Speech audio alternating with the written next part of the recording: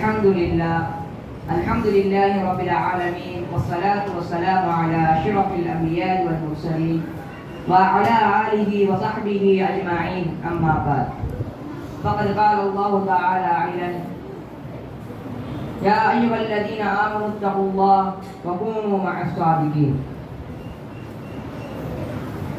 எல்லா புகழும் ஏக இறைவன் அல்லாஹ் ஒருவனுக்கே உரித்தாகட்டுமாக.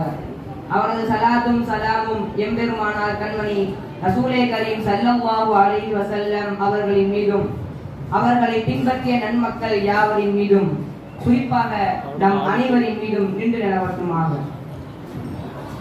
அன்பார்ந்தவர்களே, நம் அனைவருக்கும் தெரியும், நாம் இருக்கக்கூடிய இந்த மார்க்கம் இஸ்லாமிய மார்க்கம் எவ்வளவு சிறப்பான மார்க்கம் என்று.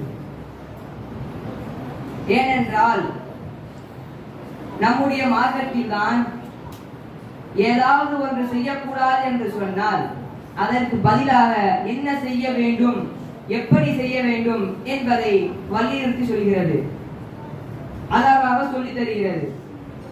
அந்த வகையில் தான் இஸ்லாம் தடுத்த மிகப்பெரிய பாவத்தில் ஒன்று பொய் சொல்வது. இந்த பொய் சொல்லுதல் என்ற பாவத்தை பாவம்னு தெரிஞ்சோம் நம்ம இன்னைக்கு சாதாரணமா பயன்படுத்திக்கிட்டு இருக்கோம். உதாரணத்துக்கு ஒருத்தவங்க நம்ம சாப்பிட்டியா அப்படின்னு ஒருத்தவங்க நம்மள்ட்ட கேட்டா நம்ம சாப்பிட்டுக்கவே மாட்டோம், ஆனா சாப்பிட்டேன்னு சொல்றோம். அதே மாதிரி நம்மள்ட்ட ஆசிரியர் படிச்சுட்டு வாங்க அப்படின்னு ஹோம்ஒர்க் கொடுத்துருப்பாங்க. நம்ம மறுநாள் ஸ்கூல்ல போயிட்டு ஆசிரியர் கேட்பாங்க படிச்சிட்டியாப்பா அப்படின்னு கேட்கும் பொழுது படிச்சிருக்கவே மாட்டோம், ஆனா படிச்சிட்டோம் அப்படின்னு பொய் சொல்லிட்டு கடைசியில அடி வாங்குறது. இதுவும் ஒரு விதமான பொய் தான். இதே மாதிரி இதுலயே நண்பர் கேட்பாரு படிச்சிட்டியா அப்படின்னு கேட்பான்.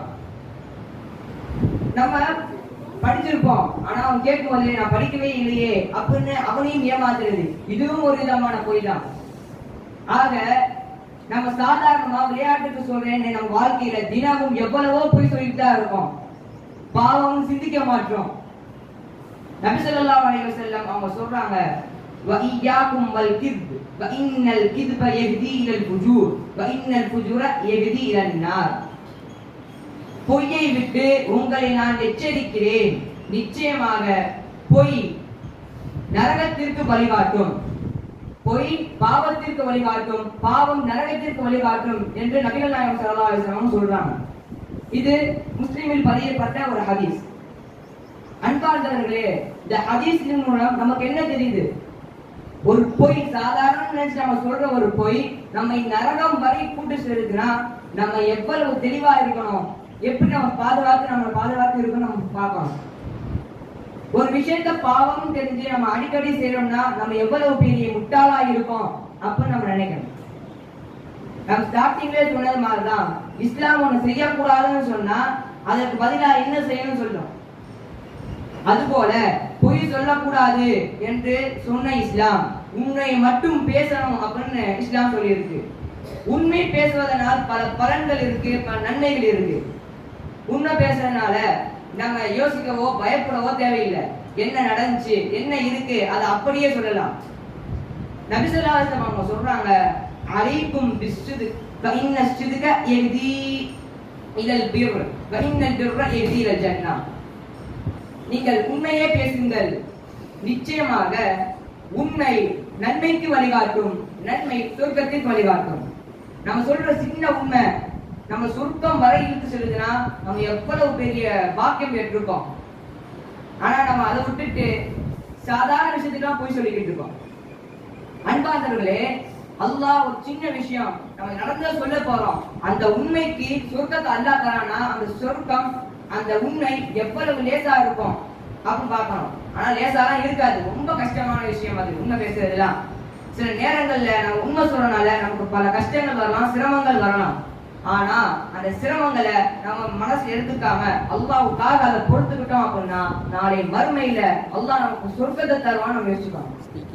அல்லாஹ் திருமறையாம் குர்ஆன்ல சொல்றான், 9வது அத்தியாயம் 119வது வசனத்தை சொல்றான், யா அய்யுஹல்லதீன ஆமனு தகுல்லாஹ், ஈமான் கொண்டவர்களே நீங்கள் அல்லாஹ்வை அஞ்சிக் கொள்ளுங்கள், மேலும் வகூனு மஅஸ் ஸாதிகீன், நீங்கள் உண்மையாளருடன் சேர்ந்திருங்கள் அப்படின்னு அல்லாஹ் சொல்றான்.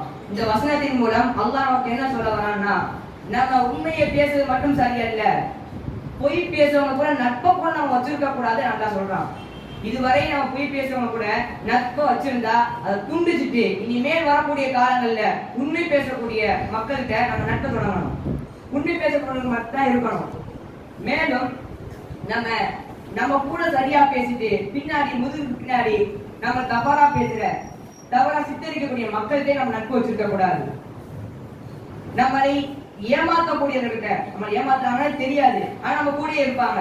இது போன்ற மக்கள்கிட்ட நம்ம பார்த்து சுதாரிச்சு நம்ம இருக்கணும். இந்த மாதிரி நட்பை நம்ம வச்சுக்கணும். நம்ம நினைக்கலாம் நான் பொய் பேசக்கூடாதுன்னு தான் இருக்கேன், ஆனா எனக்கு பொய் வந்துடுது, வாயில சாதாரணமா வந்துடுது அப்படின்னு சொல்றோம்.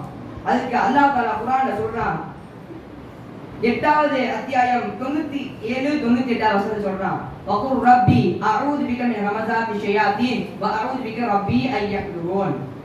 இன்னும் நீர் கூறுவீராக, என் இறைவனே ஷைத்தானின் தூண்டுதலிடம் இருந்து உன்னிடம் நான் பாதுகாவல் தேடுகிறேன், இன்னும் நான் அவன் என்னை நெருங்குவதை விட்டு உன்னிடம் பாதுகாவல் தேடுகிறேன் என்று அல்லாஹ் தஆலா அருமையான துஆவை நமக்கு கற்றுத் தந்திருக்கிறான். இன்ஷா அல்லாஹ் இந்த துஆவை நாம் மனனம் செய்து ஒவ்வொரு தொழுகையிலும் நாம் இந்த துஆவை சொல்லி அல்லாஹ்விடம் பிரார்த்திக்க வேண்டும். அன்பார்ந்தவர்களே, பொய்யை நம் வாழ்வில் இருந்து அடியாக தவிர்த்து உண்மையை நம் வாழ்வில் எடுக்கக்கூடிய பாக்கியத்தை அவங்க வல்லநாயன் அல்லாஹ் நம் அனைவருக்கும் தர வேண்டும். உண்மையாளர்களை சார்ந்து இருக்கக்கூடியவராக அல்லாஹ் நம்மை ஆக்க வேண்டும். பொய் சொல்லக்கூடிய நட்பை துண்டித்து உண்மையாளர் நட்பை நாம் ஏற்படுத்திக் கொள்வோமாக. இன்ஷா அல்லாஹ் இனிமேல் வரக்கூடிய காலங்களில் உண்மையாளராக இருந்து நாளை மறுமையில் சொர்க்கத்தை பெறக்கூடிய பாக்கியவராக அல்லாஹ்.